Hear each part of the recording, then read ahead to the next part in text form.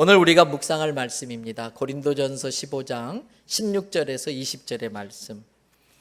신약성경 283페이지에 나오는 말씀인데 우리 한음성으로 같이 읽도록 하겠습니다. 고린도전서 15장 16절. 만일 죽은 자가 다시 살아나는 일이 없으면 그리스도도 다시 살아나신 일이 없었을 터이요. 그리스도께서 다시 살아나신 일이 없으면 너희의 믿음도 헛되고 너희가 여전히 죄 가운데 있을 것이요.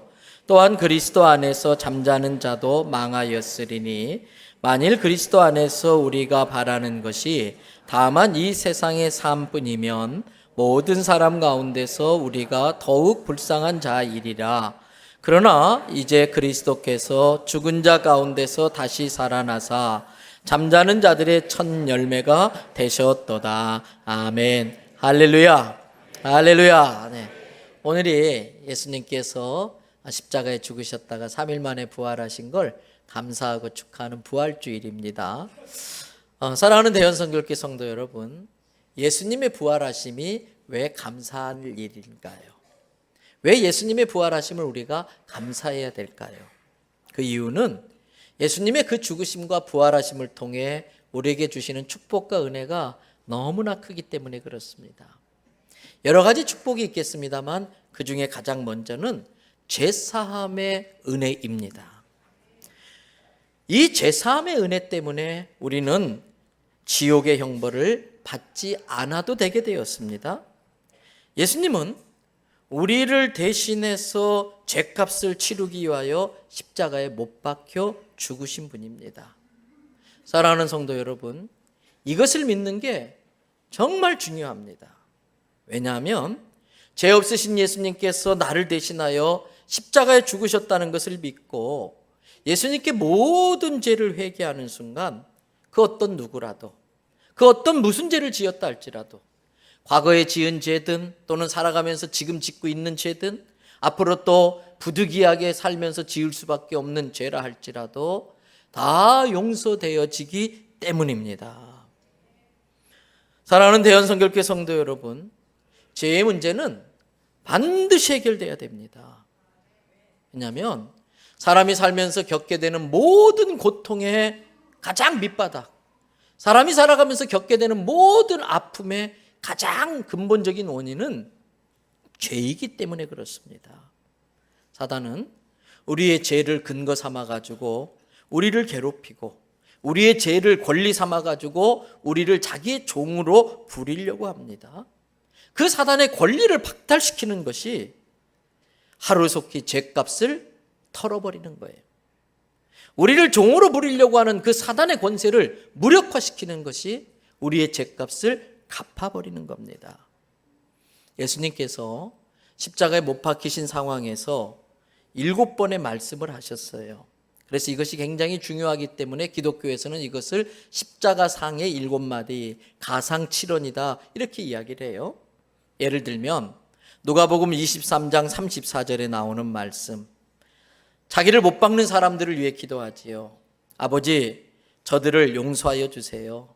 자기들이 하는 짓이 뭔지를 모르고 저렇게 하는 거니까 이 죄를 저들에게 돌리지 마시고 다 저한테 뒤집어 씌우시고 저들을 용서해 주세요. 또 43절은 이렇게 말씀해요.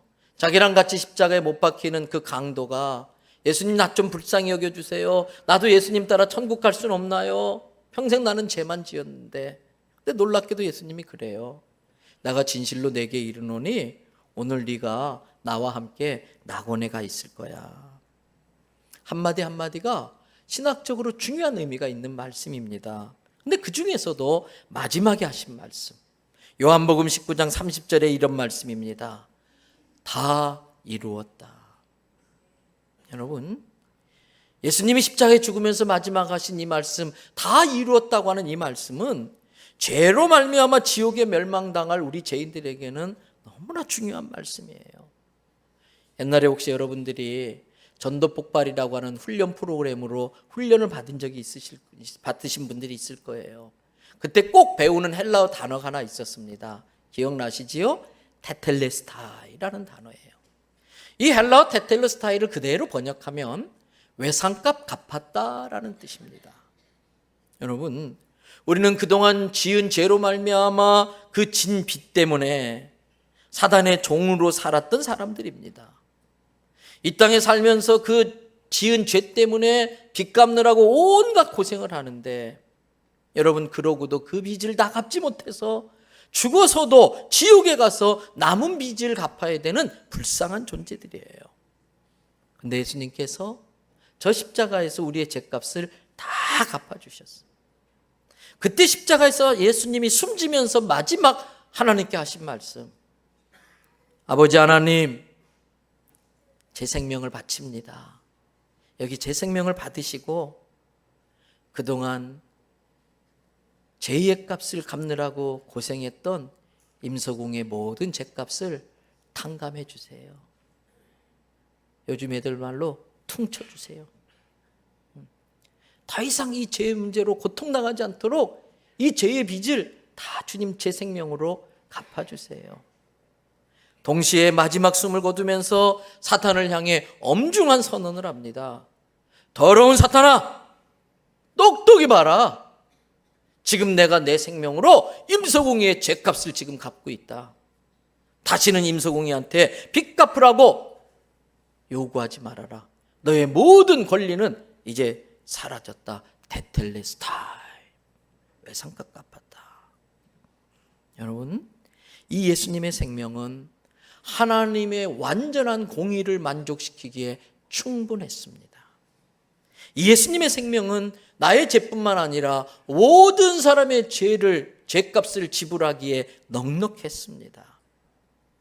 예수님이 십자가에서 하나님을 향하여 또 원수 마귀를 향해서 테텔레스타이라고 선언하는 순간, 하나님은 죄값을 지불할 필요가 없는 깨끗한 생명, 예수의 생명을 자기에게 바치는 걸 받아주시고, 그 완벽한 예수님의 생명값으로 하나님의 완전한 공의를 만족시키고 의로운 피로 우리의 모든 죄를 씻어서 우리를 죄 없도록 용서하기로 결정하셨습니다.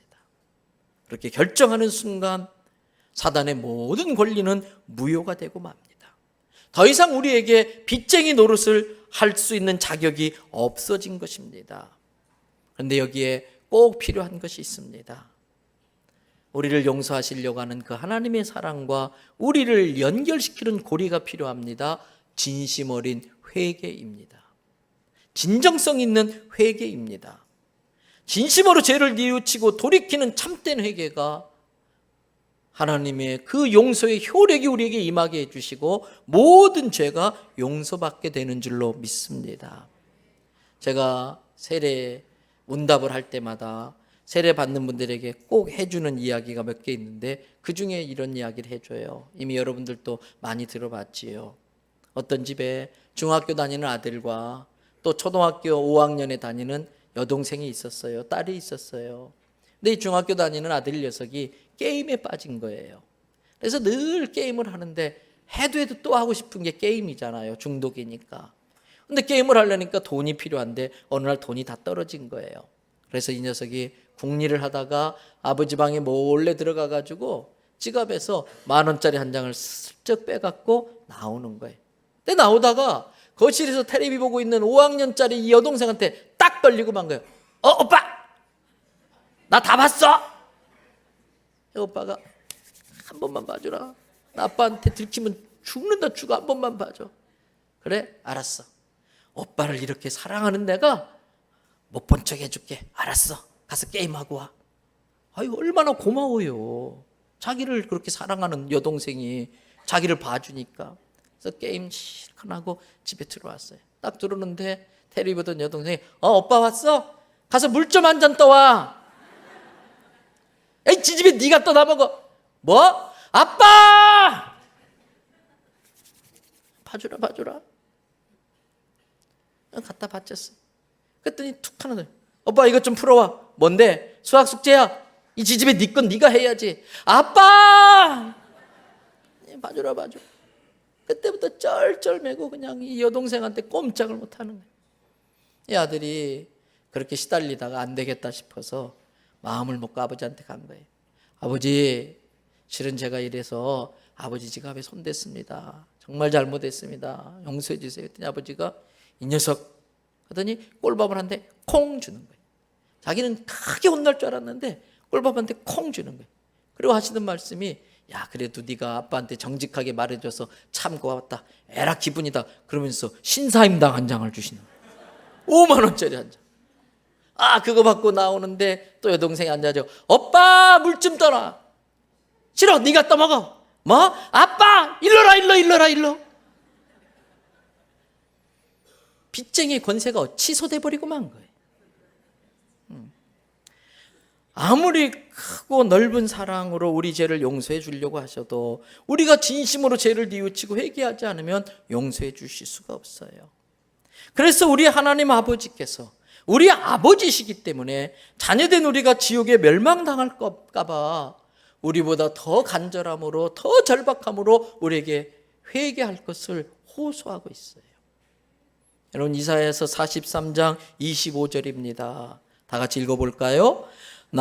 곧 나는 나를 위하여 내 허물을 도말하는 자니 내 죄를 기억하지 아니하리라.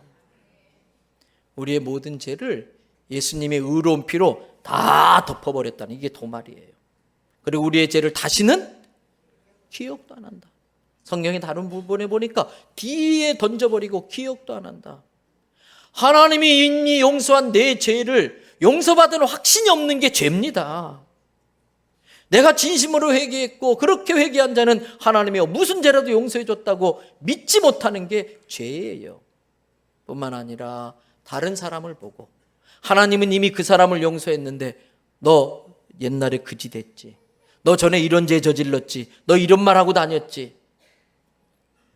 그 사람이 지은 죄보다 더 무서운 건요, 자기가 하나님인 줄 알고 하나님의 노릇을 대신하면서 남을 죄를 정하고 다니는 게 더 큰 죄인 거예요.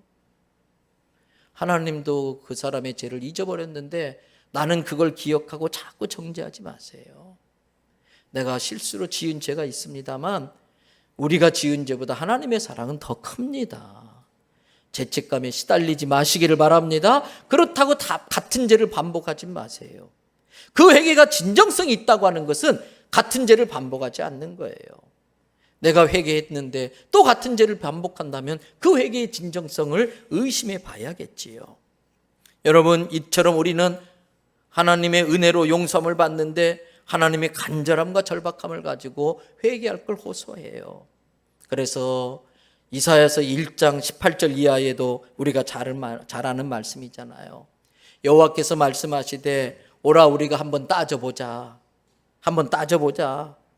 네가 지금까지 지은 죄가 시뻘건 주홍 같은 죄라 할지라도 뭐처럼 된다? 흰눈처럼 희어질 것이다. 네가 지은 죄가 시뻘건 진홍같이 붉을지라도 양털같이 희어질 거야. 19절, 너희가 내 말을 듣기를 즐겨하고 겸손함으로 죄를 회개하고 순종하면 어떻게 된다고 그랬어요? 땅에 아름다운 소산을 먹을 것이고. 이게 무슨 말이에요? 아담이 죄를 짓고 저주를 받아요. 창세기 3장에 보니까 그 저주의 내용이 이제부터는 땅이 너에게 먹을 걸 내지 않을 거다. 땅에 가신덩굴과 엉겅퀴가 많아져서 네가 수고하고 땀을 흘려야 겨우 먹고 살까? 땅이 너에게 소산을 내지 않을 거다. 근데 우리가 회개하는 순간 죄의 문제가 다 풀어지면서 땅과 사람 사이도 화해가 일어나는 거예요. 그래서 우리가 정말 즐겁고 행복하게 일하면서 아름다운 소산을 먹게 될 줄로 믿습니다. 그러나 20절 보세요. 너희가 교만해서 죄를 인정하지 않고 거절하고 끝까지 나에게 등을 돌리고 배반하고 있으면 진노의 칼에 삼켜지리라. 하나님은 우리가 그 진노의 칼에 삼겨지는 것을 그저 보실 수가 없었던 겁니다. 그래서 우리가 서로 변론하자. 너희 죄를 한번 따져보자. 그렇게 죄가 많았냐? 그래도 괜찮아. 그렇게 끔찍한 죄를 저질렀느냐?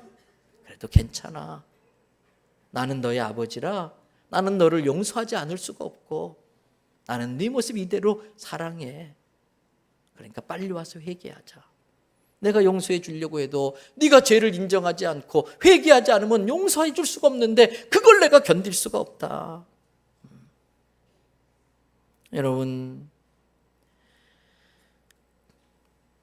그래서 아까 읽어봤던 이사야서 43장 25절 말씀에 뭐라고 그랬냐면 나 곧 나는 나를 위해서, 하나님은 하나님 자신을 위해서, 우리를 위해서 죄 용서도 합니다만은 그 전에 먼저 자기를 위해서도 용서하지 않을 수가 없다.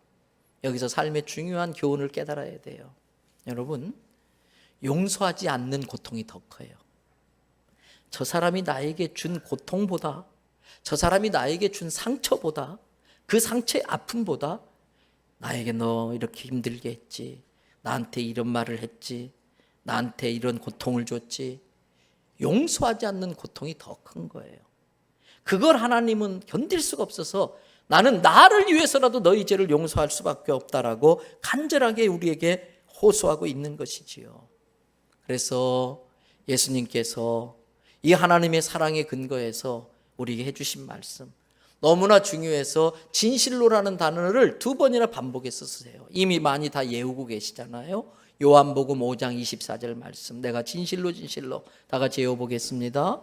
내가 진실로 진실로 너희에게 이르노니 내 말을 듣고 또 나 보내신 이를 믿는 자는 영생을 얻었고 심판에 이르지 아니하나니 사망에서 생명으로 옮겼느니라. 할렐루야. 내 말을 듣고, 신앙은 하나님 말씀을 듣는 거예요. 그리고 하나님의 말씀을 머리로 묵상해야 돼요. 귀로 듣고 눈으로 하나님이 창조하신 세계를 보면서 야, 이 꽃이 어떻게 생겨날 수 있었을까? 어떻게 이렇게 자라날 수 있을까? 눈으로 하나님이 지은 만물을 보면서 하나님에 대해서 고민을 하기 시작하는 거예요. 하나님의 은혜로 내가 너를 사랑한다. 말씀으로 하나님의 음성을 듣고 그걸 머리로 묵상하는 거예요. 그 묵상한 걸 마음으로 결단하고 손과 발로 살아내는 거예요. 교회 다니지 않는 사람은 기독교 방송 TV 안 봅니다. 교회 다니지 않는 사람은 성경 읽지 않습니다. 그들이 예수님을 알 수 있는 길이 없습니다. 그런데 내가 예수님 만나서 변화된 그 모습을 보고 그렇다면 나도 예수님 믿어야겠다. 예수님 믿는 게 저런 거구나. 여러분, 여기까지 이르는 게 진짜 회개예요. 그럴 때 우리는 하나님의 심판에 이르지 아니하고 사망에서 생명으로 옮겨지는 줄로 믿습니다.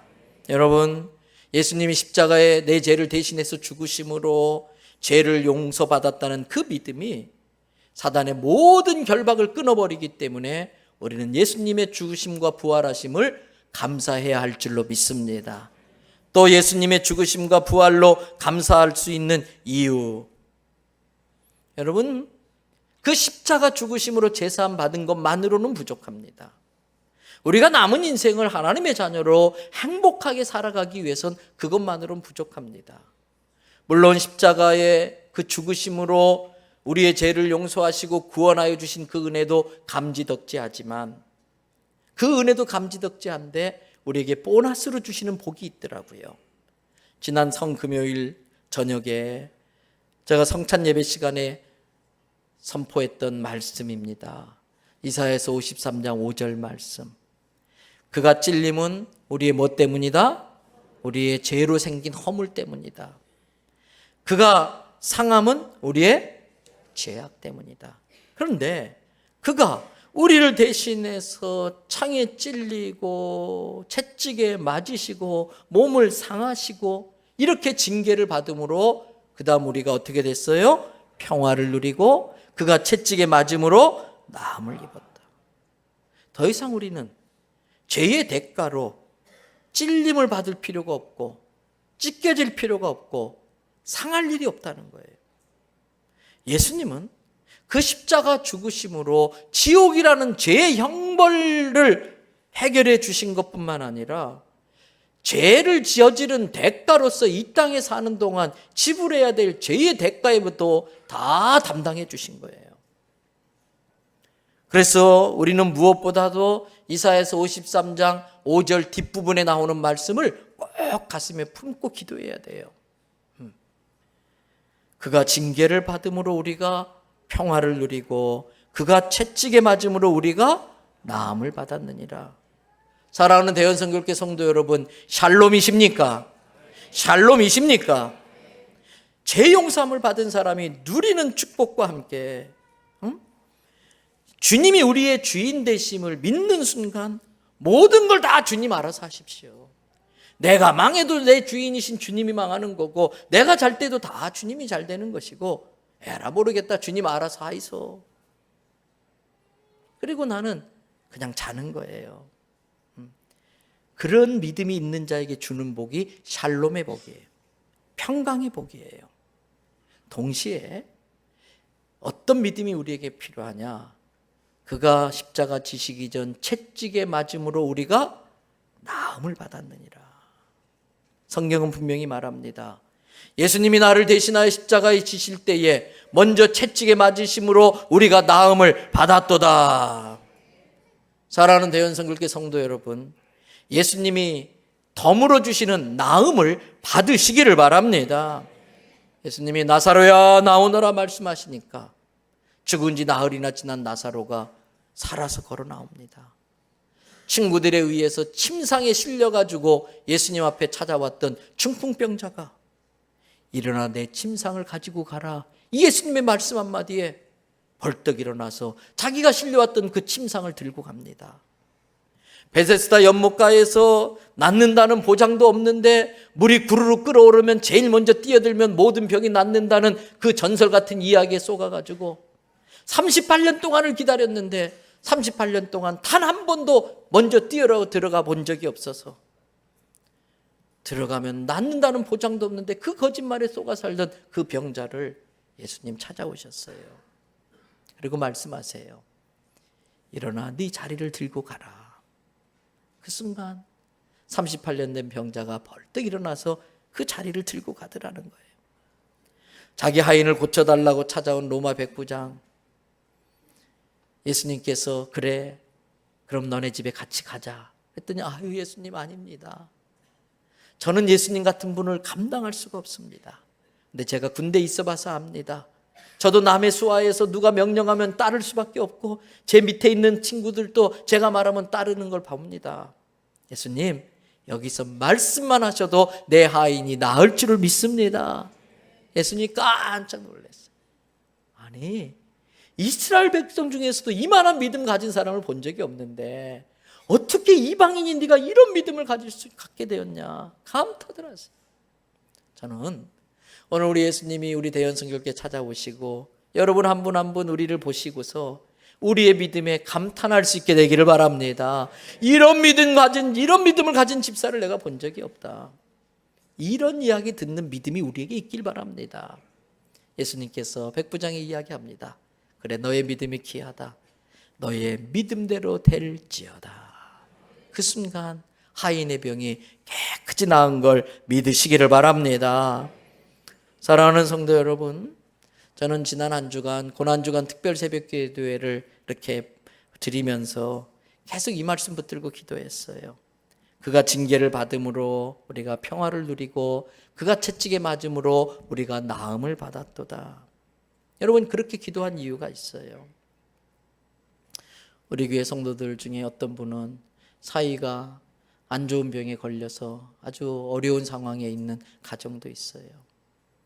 이 자리도 와 계십니다만 딸이 항암 치료를 받고 있는데 항암제가 안 들어서 또 암이 재발돼서 수술을 받아야 되나. 근데 사는 게 힘들어서 계속 또 직장에서 일은 해야 되는데 그래서 수술도 지금 받지 못하고 고민하고 있는 가정도 있어요. 오늘 우리 새가족으로 등록하신 우리 신집사님 남동생 40대 젊은 분이에요. 뇌졸중으로 쓰러져서 저렇게 덩치 크신 분이 몸을 마음대로 움직이지 못하는 분도 있고요. 우리 성도 중에 어떤 분은 또 회사에서 일하다가 떨어져서 갈비가 몇 대 부러졌는데 평상시 심장이 안 좋아서 수술할 병원이 마땅치 않아서 지금 어떻게 해야 되나 고민을 하고 있고요. 이런저런 어려움 겪는 성도들이 있는데 목사는 늘 그게 저 때문에 그런 것 같아요. 제가 기도 안 해서 그런 것 같아요. 제가 하나님 앞에 바로 서지 못해서 그런 것 같은 책임이 있어요. 책임감이 늘 느껴져요. 그래서 하나님 앞에 하나님 우리 교회에도 하나님의 은혜로 이러한 기적과 능력이 나타나게 해주세요. 그 기도하는 거예요. 여러분 이 시간 예수님께서 우리와 함께 계시는 줄로 믿습니다. 예수님은 분명히 말씀하셨어요. 두세 사람이 내 이름으로 모인 곳에 나도 그들과 함께 있겠다. 여러분, 임 목사 때문에 모인 거 아니에요. 다른 이유 때문에 모인 게 아니라 예수님 때문에 우리는 이 자리에 와 있는 것입니다. 그렇기 때문에 예수님은 약속하신 대로 지금 이 자리에 계시는 걸 믿으시기 바랍니다. 예수님이 함께 하시면 예수님이 함께 할 수 없는 것들은 떠날 수밖에 없는 거예요. 어둠이 떠나는 줄로 믿습니다. 질병이 고쳐질 줄 믿습니다. 병마가 달아나는 것입니다. 여러분, 이 시간에 잠깐이라도 아픈 환자들과 고난 중에 있는 분들을 위해서 우리와 함께 하신 예수님의 이름으로 기도를 하려고 합니다. 여러분, 자신의 믿음으로도 병 고침 받을 수 있어요. 예수님이 항상 병 고친 기도를 해준 다음에 늘 하시는 말씀이 있어요. 너의 믿음대로 될지어다. 그 믿음이 있는 사람은 자기 믿음 때문에 병이 고침받고 문제가 해결되는 것을 믿습니다. 그런데 오늘 백부장의 경우를 보세요. 그 하인에게는 예수님을 믿는 믿음이 없었어요. 예수님 못 만났어요. 그런데 이 백부장의 믿음 때문에 하인의 병이 낫더라는 거예요.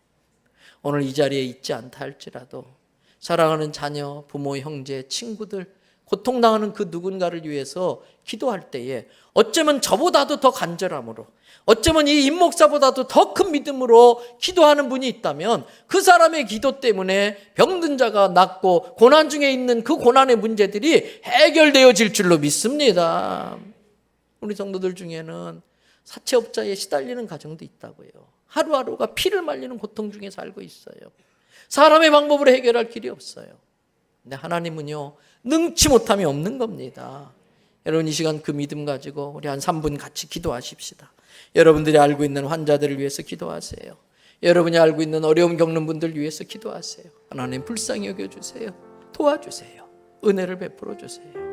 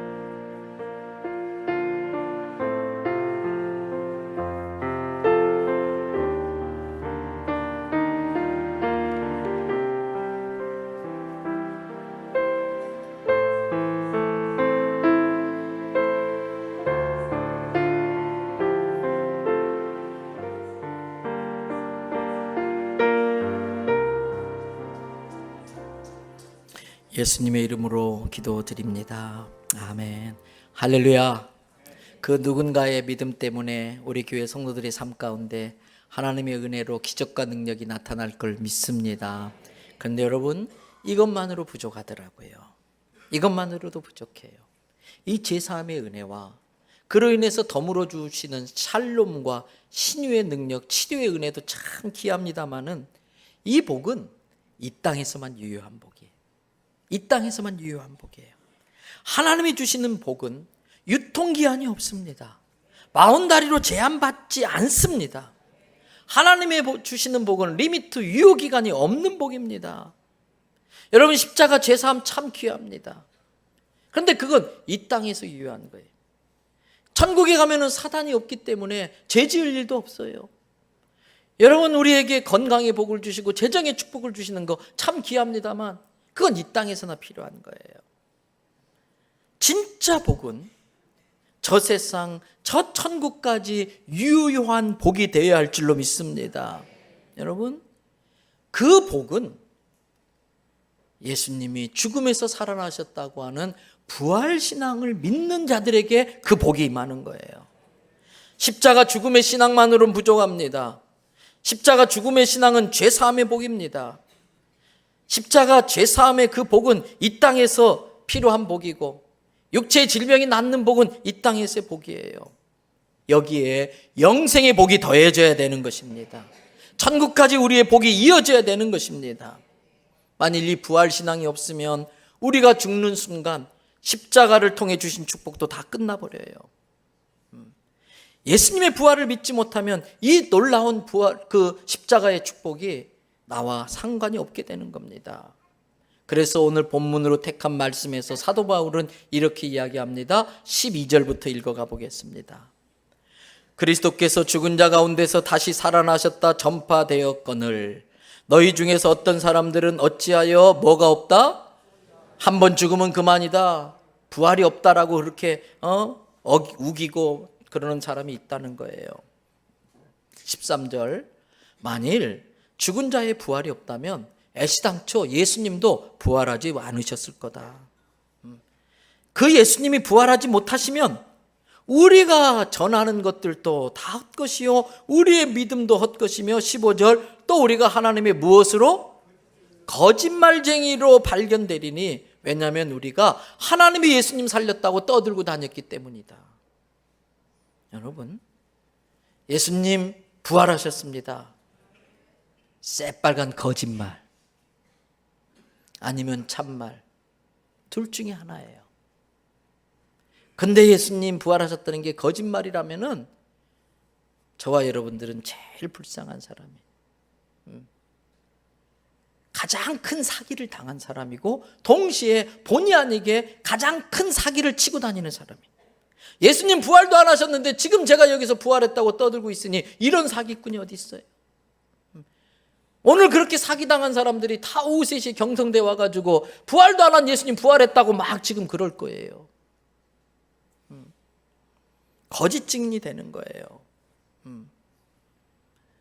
그래서 15절 뒤에 뭐라고 그랬습니까? 죽은 자가 다시 살아날 수 있는 일이 애시당초 불가능하다면 예수님 하나님께서 그리스도를 아예 처음부터 살리지 않으셨을 것이다. 16절 죽은 자가 다시 살아나는 일이 없었으면 그리스도도 다시 살아나는 일이 없었을 터이요. 17절 그리스도께서 다시 살아나는 일이 없으면 우리의 믿음도 헛되고 여전히 우리는 어디 가운데? 죄의 고통 가운데 마귀의 종노를 하고 있을 거라는 거예요. 18절 또한 그리스도 안에서 먼저 예수 믿고 죽은 사람들, 잠자는 사람들도 아예 망해버렸을 것이다.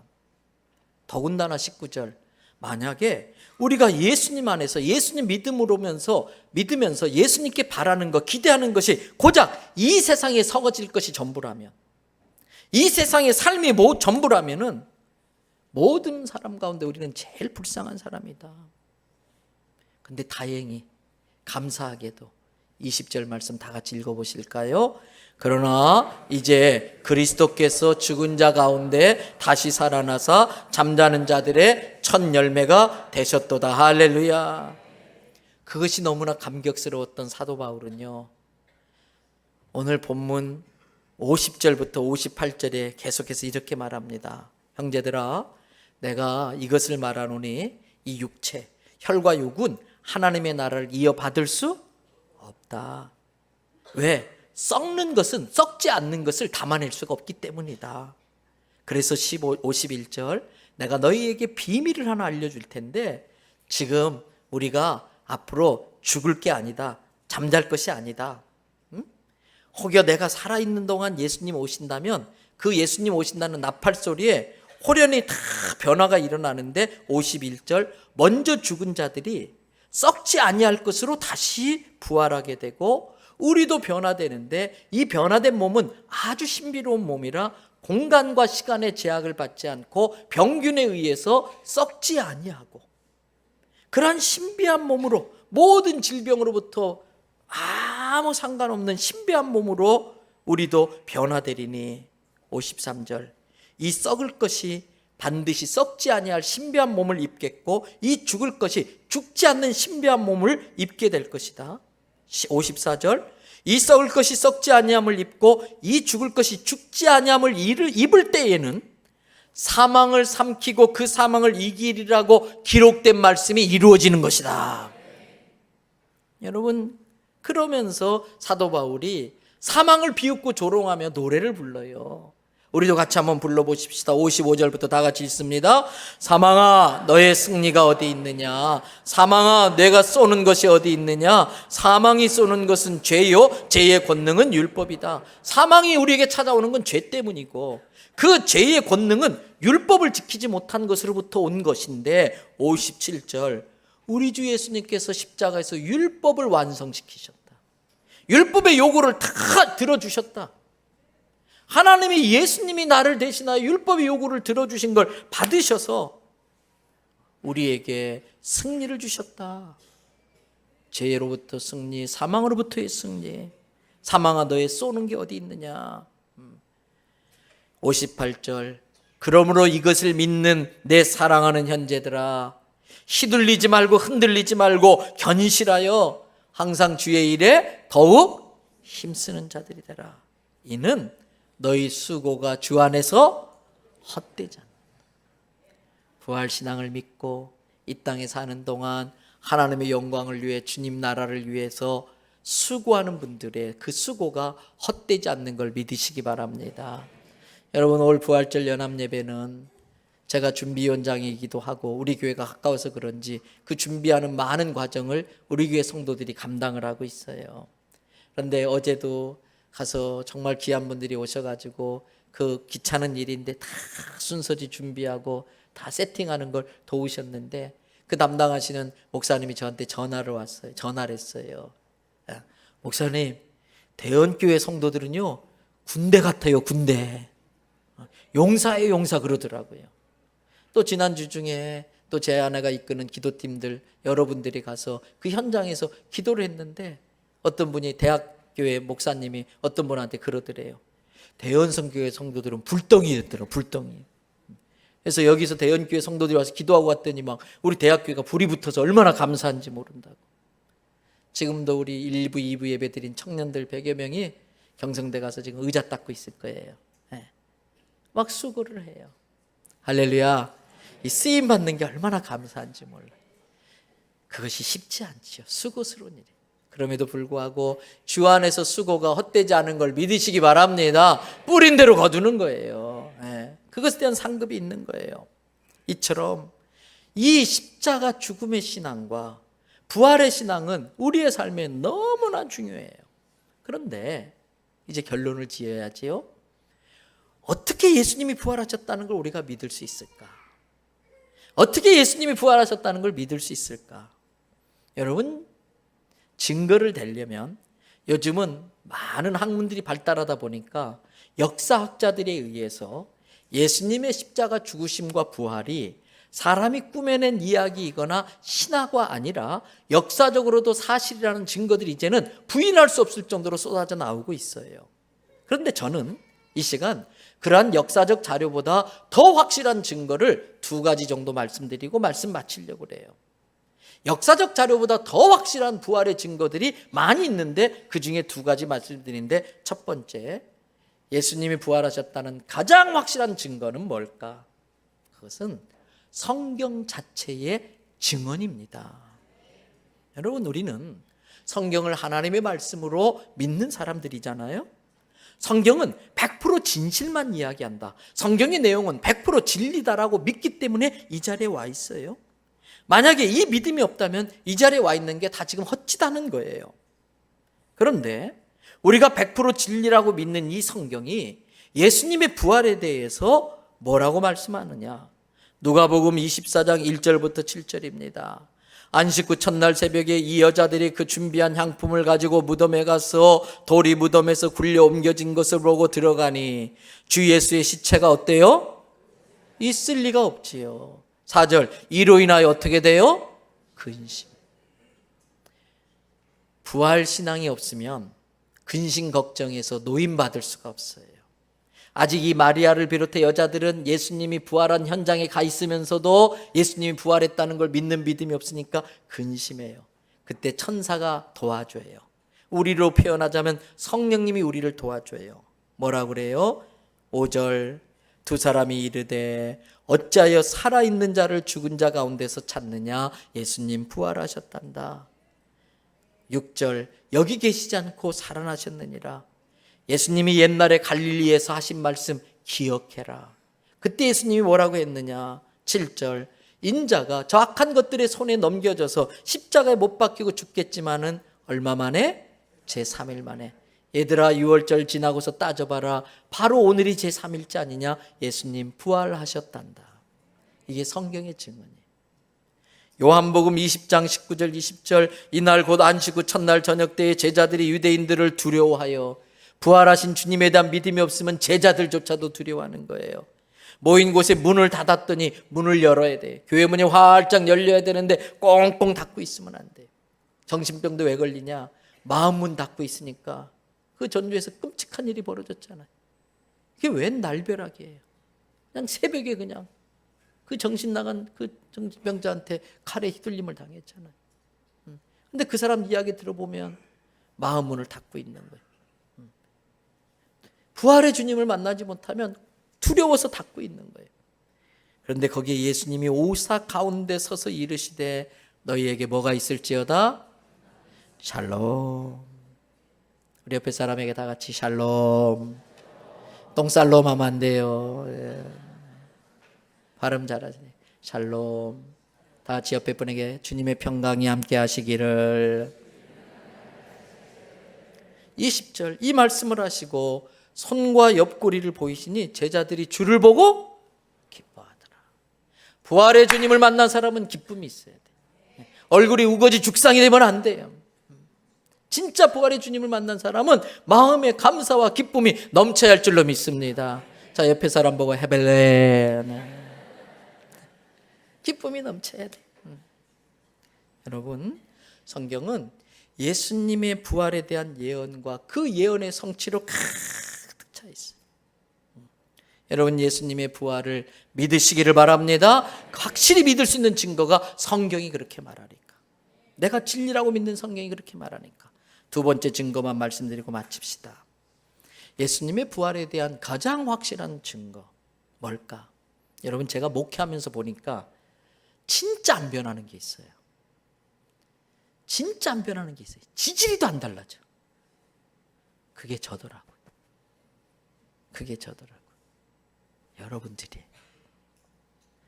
사람은 잘 안 달라져요. 그런데 사람이 어떤 특별한 일을 경험하면 사람이 확 바뀌어버려요.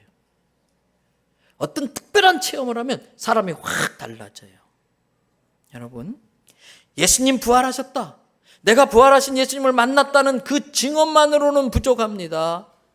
예수님을 만난 그 사람이 어떻게 변화되었는지, 예수님 만난 이후에 달라진 그 사람의 모습이 부활의 증거인 것입니다. 우리가 부활의 증인이 되려면 아까 말씀드린 것처럼 하나님이 창조한 것들을 보고 하나님의 존재에 대한 궁금증을 갖게 되고, 하나님의 은혜로 말씀을 우리에게 말씀하실 때에 그 말씀을 묵상하고 깨달아진 것들을 결단하면서 내 손발로 살아내야 돼요.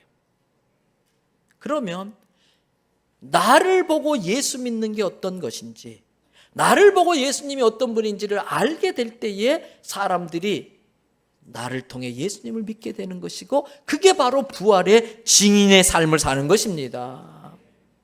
부활하신 예수님 만났다고 내가 예수님 믿는다고 아무리 떠들어도 변화된 내 삶으로 입증하지 않으면 예수 만났다는 그 말이 정말 신뢰할 만한 말인지를 의심해 봐야 될 거예요. 여러분, 베드로 어린 여자애 하나가 너도 예수 한 편이지, 그 말에 놀래가지고 야 무슨 소리 하는 거야? 아이 맞잖아, 너도 예수 한 편이잖아. 아니야, 난 예수 몰라. 심지어 예수님을 저주하고 도망쳤던 사람이에요. 근데 부활의 주님 딱 만나고 나니까 뭐라고 그래요? 나 같은 것이 어떻게 예수님처럼 죽을 수 있습니까? 저는 예수님처럼 똑바로 십자가에 못 박혀 못 죽습니다. 저를 거꾸로 매달아 죽여주세요. 그리고 죽어요. 여러분, 다른 제자들, 도마, 무슨 예수님이 부활했다고 내 손가락으로 예수님 옆구리에 있는 그 창구멍에 넣어보기 전에는, 예수님 손에 못 자고 구멍에 손가락 넣어보기 전에 난 절대 못 믿어 이랬던 도마. 보통 먼 길입니까? 지금 가는 것도 먼 길인데 인도까지 가가지고 예수님 부활했다. 아이 거짓말하지 마라. 정말 예수님 부활했다. 너 그러면 불태워 죽여버릴 거야? 그래도 할 수 없어. 나는 부인할 수 없어. 도마는요, 인도에서 화형당해 죽어요. 스데반 집사님, 예수님 부활을 이야기하다가 돌에 맞아줘요. 돌에 탁. 도대체 얼만큼 돌에 맞아야 죽을까요? 여러분 돌로 한 대 한번 맞아 보실래요? 그냥 이걸로 그냥 확 그냥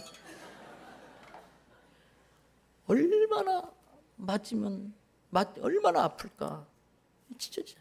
그런데 숨이 끊어질 때까지 나는 부인할 수 없습니다. 여러분들이 목숨 걸며 지킬 만한 게 여러분에게 있습니까? 정말 나는 때려 죽여도 나는 부인 못한다고 하는 그게 뭡니까? 오늘 스데반 집사님은 그 확신이 있었던 거예요. 왜? 부활의 주님을 만났기 때문에 그 아픈 돌멩이로 의도 터지면서도 나는 부인할 수 없다는 확신이 있는 거예요.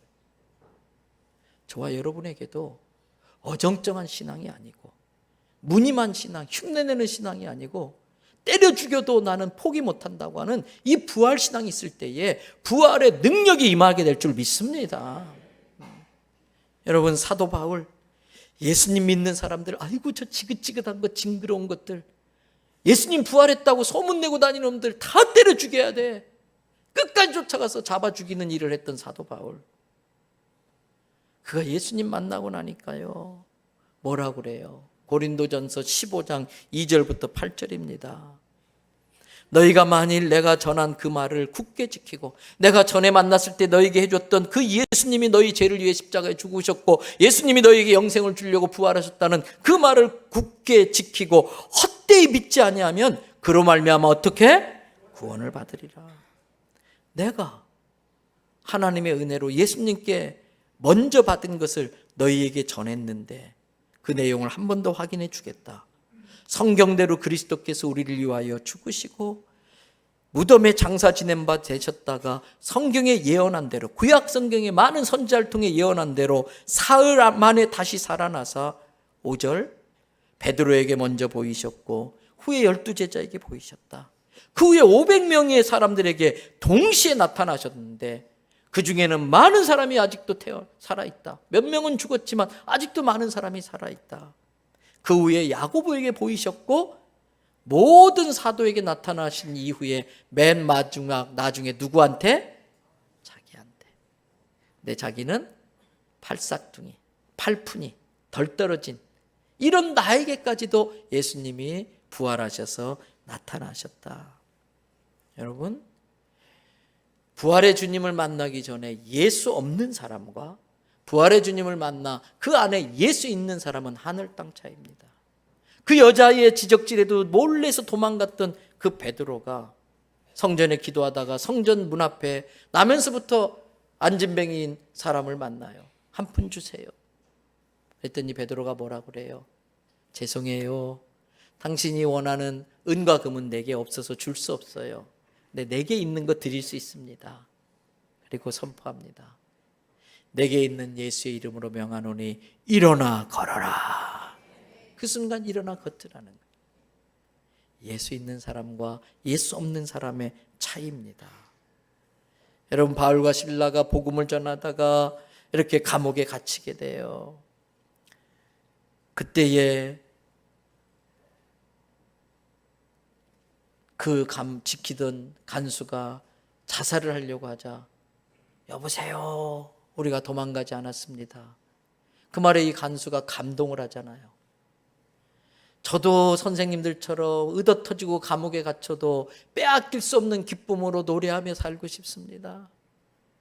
저도 감옥 문이 열린다 할지라도 나가 있으나 들어 있으나 아무 상관없이 궁궐이나 초막이나 감옥 안이나 감옥 밖이나 천국을 누리며 살고 싶습니다. 어떻게 하면 좋을까요? 그랬더니 바울과 실라가 유명한 말을 했어요. 요 사도행전 16장 31절에 누구를 믿으라? 주 예수를 믿으라. 그리하면 너와 내 집이 구원을 받으리라.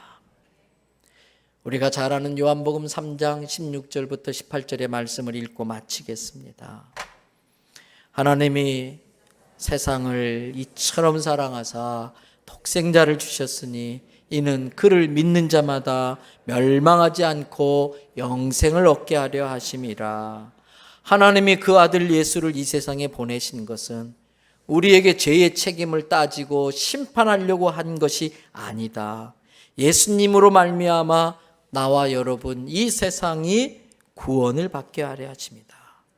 그를 믿는 자는 이제는 죄의 형벌 지옥에 가지 않고 죄의 대가 고통과 아픔과 어려움을 겪지 아니할 것이고, 이렇게 하나님의 간절함으로 호소했는데도 교만하여서 하나님의 독생자의 이름을 믿지 않는 자는 지옥에 가기도 전에 이미 심판받는 삶을 살고 있다.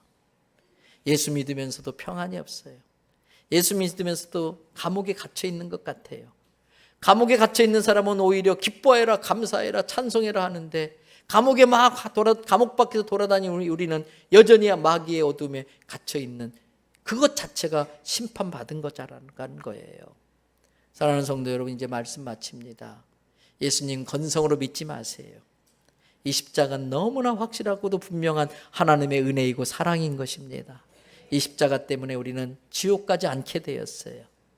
예수님이 십자가 지기 전에 덤으로 주신 것 때문에 모든 질병과 고통과 가난과 저주로부터 노임받고 샬롬의 삶, 건강한 치유의 삶을 살게 될 줄로 믿습니다. 그리고 이 땅에서 사는 동안 주 안에서 수고를 아끼지 마세요. 헌신하시고 주님 앞에 섰을 때에 하늘나라에서 영원한 영생으로 평강을 누리며 사는 저와 여러분 되시기를 주님의 이름으로 축복합니다.